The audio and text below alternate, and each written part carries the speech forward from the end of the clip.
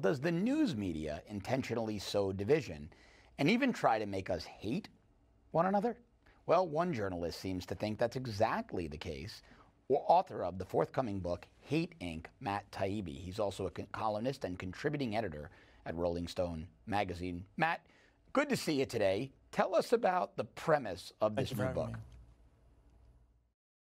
Yeah, first of all, I should mention I'm writing it serially, so it's online at taibbi.substack.com. Yeah, I've been reading it this morning, actually. I like that you're doing that. It's interesting. Mm-hmm. So tell us about the premise of the book.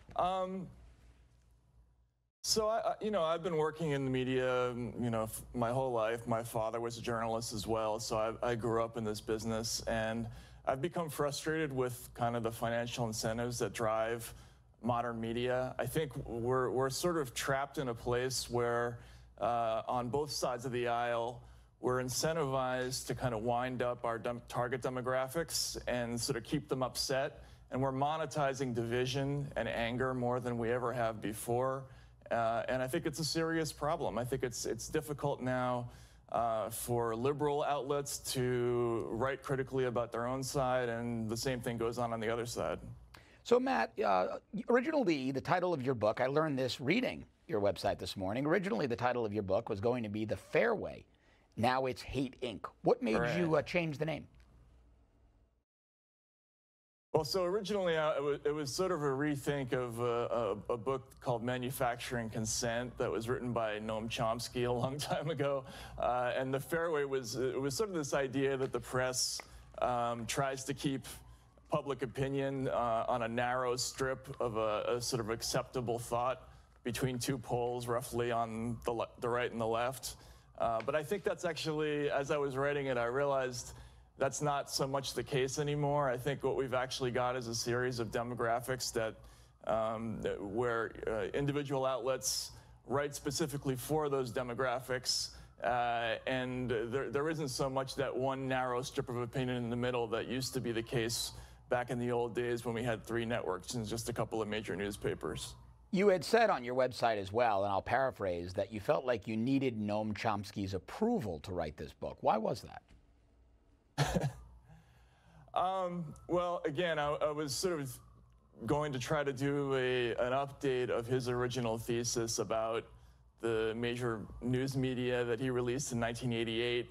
And I didn't want to do that without specifically asking and telling him what I was doing. So I went down to Arizona to talk with him about that.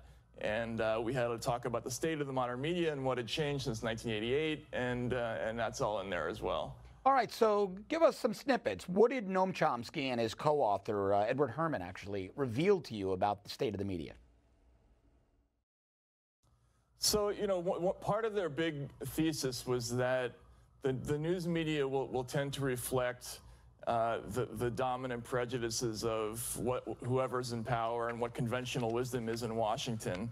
So we'll heavily, for instance, at the time when communism was still a thing, we would heavily cover, for instance, the murder of a Catholic priest in Poland, but we wouldn't cover the same kinds of behavior by an American client state like Guatemala. So you'd have priests murdered down in Central America, and we wouldn't cover that story. We would cover the story in Poland. We covered heavily massacres in Cambodia. We didn't cover an almost exactly similar story in Indonesia because Indonesia happened to be an American client state at the time. So that was his main complaint about the press back then. And some of the same things are still true. But I think a lot of it has changed since 1988 because the business has been so fundamentally transformed by, among other things, cable news and the creation of the internet. Yeah, I would absolutely agree with you there. All right, let's talk about the upcoming 2020 election.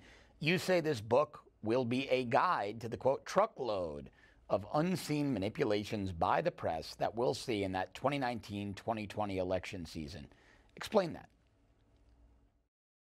So this is going to be the 5th presidential election that I've covered for Rolling Stone, and over the years I became very frustrated by a lot of the things that news reporters do.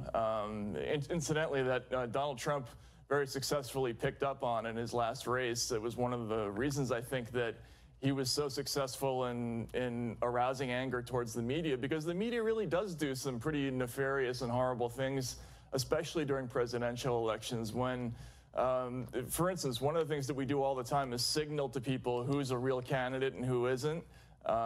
We'll use words like presumptive front runner for some people and fringe candidate for another. Donald Trump, from the very beginning, for instance, was openly called not a real candidate. And there were countless stories about how he would eventually give way for the quote-unquote real candidate. And all the Washington pundits were totally wrong in their prediction that he wouldn't succeed. And when we constantly show poll numbers to people about this or that politician not being a real threat, it sends them a signal that that's not a person you should bother voting for.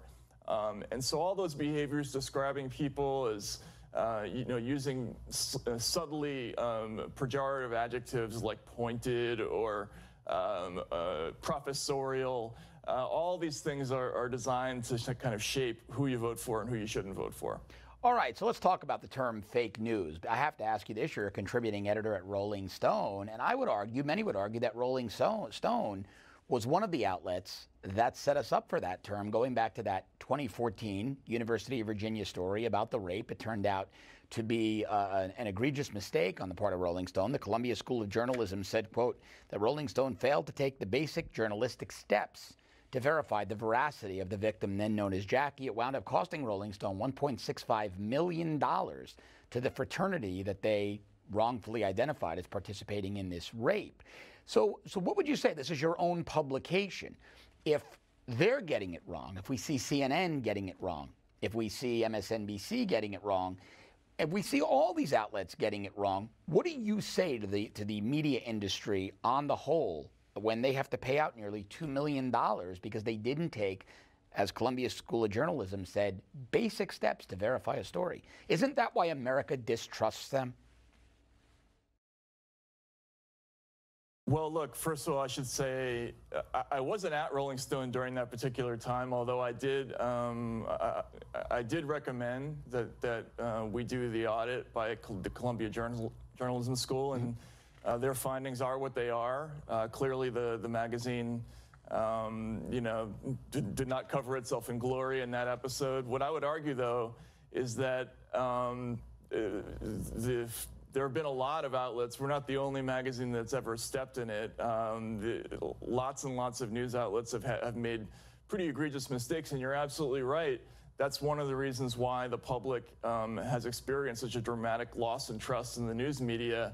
I think there have been a series of episodes dating back a couple of decades. I think the WMD episode of the early 2000s, the New York Times specifically, showed a pretty incredible lack of care in covering that story, and all those things. I hear this out in the campaign trail. Yeah. People don't trust the press in the same way that they used to, and you're absolutely right about that. Yeah, no, I agree with you, Matt. Matt Taibbi, thanks very much. How can we get your book, Hate Inc.?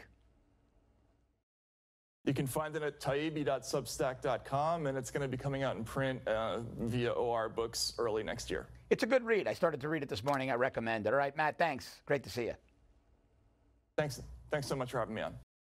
Thanks for watching. If you'd like to see more breaking news coverage, exclusive interviews, and great videos, click over here to our YouTube channel and subscribe. And don't forget to download the free Newsmax TV app.